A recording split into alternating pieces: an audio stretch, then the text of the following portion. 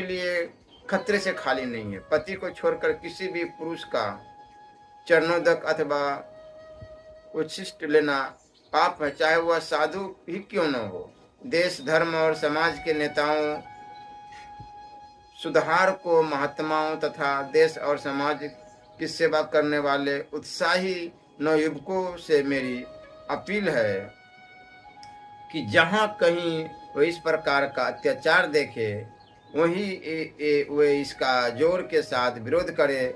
जिस किसी प्रकार से हो, नारी जाति की पवित्रता की रक्षा करना, समाज को पाप से बचाना हम लोगों का प्रधान कर्तव्य है। सती तत्व ही नारी का भूषण है। याद रखना चाहिए कि सती स्त्रियां ही देश और धर्म की रक्षा करने वाली वीर एवं धार्मिक संतान उत्पन्न कर सकती है।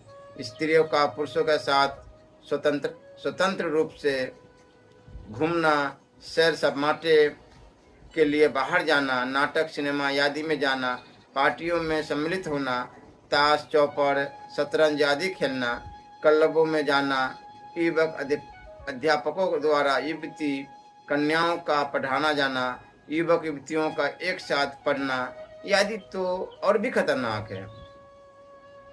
पाश्चात्यों की देखा देखी हमारे शिक्षित समाज में भी धीरे धीरे स्त्री पुरुषों का संसर्ग बढ़ता जाता है, जो देश के लिए कभी हितकर नहीं कहा जा सकता।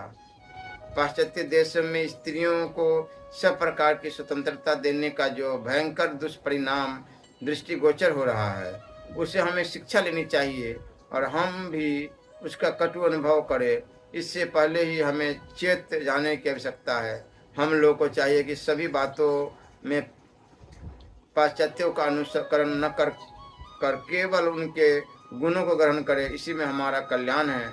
ऐसा न करें कि यदि हम अंधाधुंध पाश्चात्यों का सभी बातों पर अनुकरण करने में लगे रहें, तो भगवान जाने हम लोगों की क्या दुर्दशा होगी।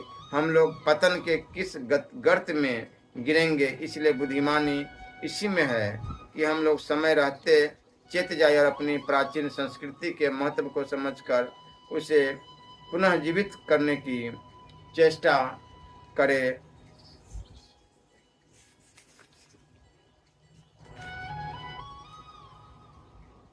महाराज युधिष्ठिर ने शकुनी के द्वारा छल पूर्वक जुए में हराए जाने पर 12 वर्ष का तक वनवास और 1 वर्ष अज्ञातवास के